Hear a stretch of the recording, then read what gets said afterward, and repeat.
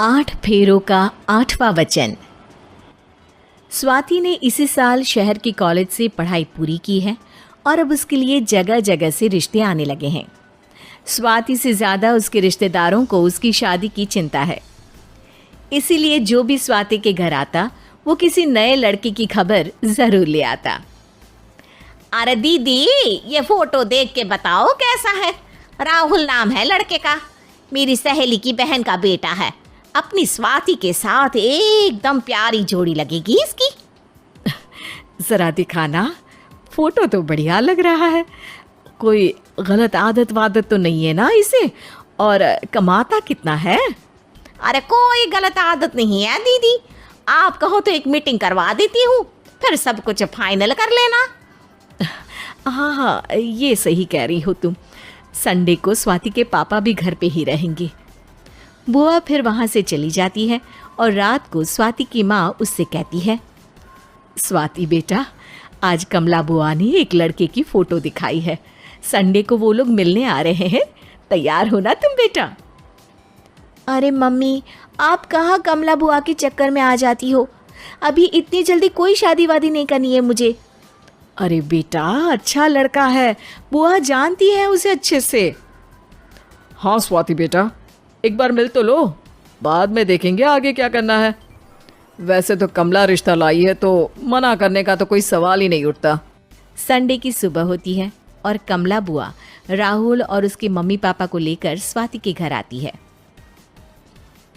अरे आइए आइए भाभी, इसे अपना ही घर समझिए। इनसे मिलिए, ये मेरे भैया और ये मेरी भाभी हैं।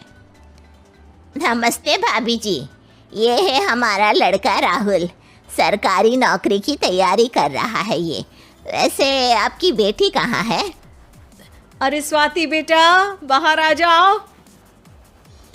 वैसे कितनी पढ़ाई की है स्वाति ने? जी, पोस्ट ग्रेजुएट है हमारी बेटी साइंस में।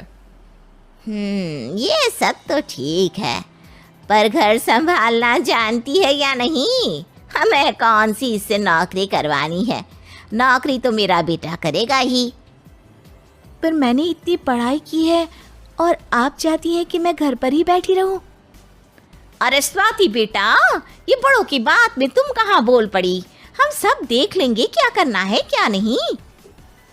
हम तो इसी बात में विश्वास करते हैं कि घर के लड़के घर में ही रहे तो ज़्यादा अच्छा रहता है।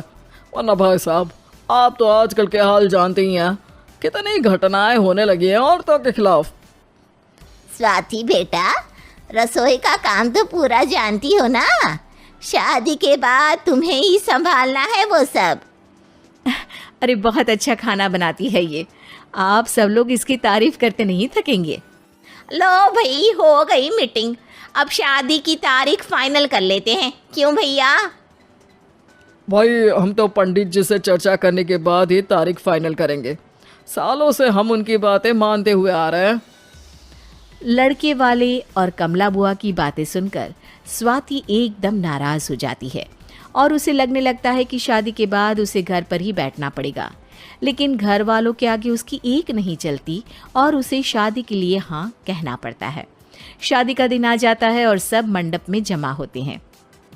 अब फेरों का समय हो गया है, अब कन्या अपने वर से 7 वचन मांगेगी। आप किसी धार्मिक आयोजन में जाएं तो मुझे भी ले जाएंगे। आप मेरे माता पिता का भी बराबरी से सम्मान करेंगे, हमेशा मेरा साथ निभाएंगे। आपको दोनों परिवार की जिम्मेदारियां बखूबी निभानी होगी। हर ज़रूरी बात में मेरी भी राय लेंगे। आप सभी गलत आदतों से दूर रहेंगे। आप मेरे अलावा किसी और औरत से कोई गलत संबंध नहीं बांधेंगे। ये 7 वचन पूरे हुए, वर क्या तुम्हें ये सारे वचन मंजूर है? जी हाँ पंडित जी, मैं सारे वचन अच्छे तरीके से निभाऊंगा। अरे वाह वाह, बढ़िया तरीके से सब काम संपन्न हो गया। तो इसी के साथ विवाह संपन्न हुआ और आज से ये दोनों पति पत्नी हुए। 1 मिनट पंडित जी, अभी एक वचन लेना बाकी है। अब कौन सा वचन है बेटा? मैं अब हमेशा के लिए किसी दूसरे घर में जाने वाली हूँ, तो पति के अलावा मैं अपने सास ससुर से भी एक वचन लेना चाहूँगी। अब कहो बेटी। मैं ये चाहती हूँ कि मुझ पर किसी बात की कोई पाबंदी नहीं लगाई जाएगी। मुझे सब कुछ करने की आज़ादी होगी और मैं भी विश्वास दिलाती हूँ कि मैं एक अच्छी बहू बन के दिखाऊंगी। स्वाति की बात सुनकर उसके सास ससुर एकदम चौंक जाते हैं और कुछ बोल नहीं पाते कि उतने में कमला बुआ बोल पड़ती है। अरे बेटा, ये भी कोई कहने की बात है? रानी बन के रहोगी तुम तो। वचन देने से पहले सोच लीजिए, क्योंकि शास्त्रों में वचन ना निभाने वालों के लिए नरक से भी बदतर सजा लिखी है।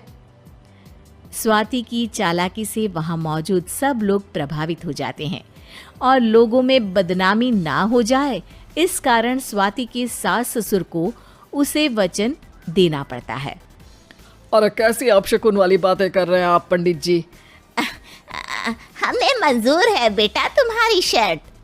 स्वाति अपनी समझदारी से अपनी बात अपने ससुराल वालों से मनवा लेती है और खुशी खुशी राहुल से शादी कर लेती है।